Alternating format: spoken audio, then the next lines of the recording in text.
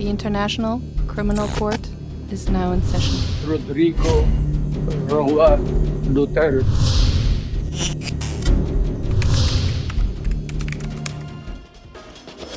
Buo pa rin daw ang tiwala ni Vice President Sara Duterte kay Attorney Nicholas Kaufman, ang lead counsel ni dating Pangulong Rodrigo Duterte para sa kaso niya sa International Criminal Court. Of course, yes. Oo, kasi siya yung pinili ni dating Pangulong Rodrigo Duterte na lawyer. So we only follow kung ano yung choice ng client. As long as nagsabi si dating Pangulong Rodrigo Duterte na yan ang aking mga abogado, susunod kami and mag-cooperate kami kung anong kailangan.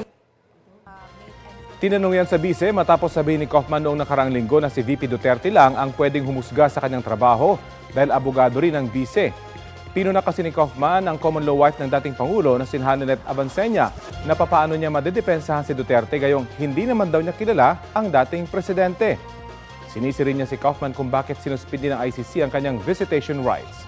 Tumanggi na magbigay ng komento si Kaufman kaugnay sa suspensyon.